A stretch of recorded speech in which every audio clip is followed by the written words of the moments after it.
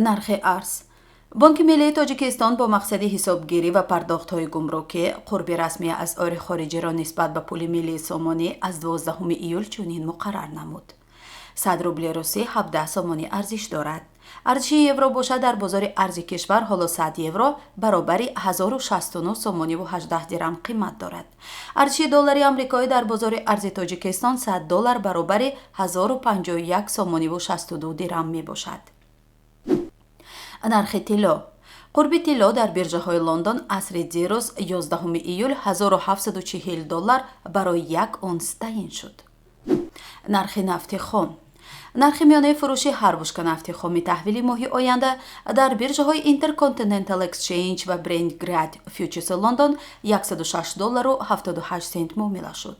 нархи миёнаи ҳар бушка нафти хоми таҳвили моҳи оянда дар биржаҳои New York Mercantile Exchange ва Lightweight Grad Oil New York $103.84 муомила шуд. то 1 июл дар тоҷикистон майдони умумии гандум 198717 гектарро ташкил дод. дар ин бора пойгоҳи тренд бо истинод ба дафтари матбуоти вазорати кишоварзии тоҷикистон маълумот дода навишт ки то имрӯз дар вилояти хатлон 116923 гектар, дар вилояти Суғд 43926 гектар ва дар ҳудуди пойтахти тоҷикистон 240 гектар гандум кист шудааст. нишондиҳандаи ҳосили гандум дар вилояти Суғд аз ҳар гектар 33 сентнер, дар вилояти Хатлон 39 сентнер ва дар Душанбе 35 сентнерро ташкил медиҳад. қобили зикр аст ки соли гузашта ҳосили гандум дар тоҷикистон 864 000 тоннаро ташкил дод. имсол дар ҷумҳурӣ ҳосили гандум дар сатҳи 917 000 тонна пешбинӣ шудааст. тибқи пешгӯиҳои нишондиҳандаҳои асосии макроиқтисодии ҳукумат, тоҷикистон дар 3 соли оянда тавлиди гандумро 12% афзоиш медиҳад. дар тоҷикистон дар нимсолаи аввали соли 2022 ҳаҷми истеҳсоли маҳсулоти кишоварзӣ нисбат ба ҳамин давраи соли гузашта 7.2% афзоиш ёфтааст. дар ин бора аз хадамоти матбуоти вазорати кишоварзии ҷумҳурӣ хабар доданд.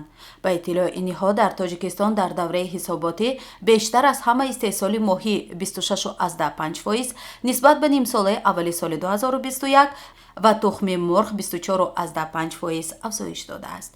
мева 12.1%, гӯшти мурғ 11.5% афзоиш ёфтааст. аз ҷумла истеҳсоли ангур 11.2%, тарбузу харбуза 7.6% ва ғалладона 5.9% афзудааст.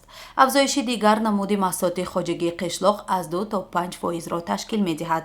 дар баробари ин назар ба нимсолаи гузашта истеҳсоли пилла 4%, асал 13.9% кам шуд.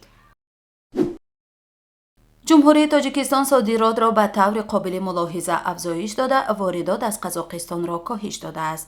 дар 6 моҳи соли 2022 тоҷикистон ба кишварҳои ҳамсоя ба маблағи $245 миллион коло фиристодааст. ба иттилои хадамоти гумрукӣ назди ҳукумати ҷумҳурии тоҷикистон, ин рақамҳо нисбат ба соли гузашта 51% бештар аст. гуфта мешавад аз моҳи январ то июни соли 2021 тоҷикистон ба Қазоқистон ба маблағи $161.6 миллион коло фиристодааст. дар соли 2022 ҷумҳурӣ ба хориҷи кишвар маъдан, консентратҳои мис, сурб ва рӯ содир кардааст. арзиши умумии онҳо $216.8 миллион арзёбӣ мешавад. дар ҳамин ҳол коҳиши воридот ба тоҷикистон аз Қазоқистон мушоҳида мешавад. аз моҳи январ то июни соли 2022 ба кишвар ба маблағи $397 миллион маҳсулот ворид шудааст. ин нисбат ба ҳамин давраи соли 2021 0 аз 4% камтар аст.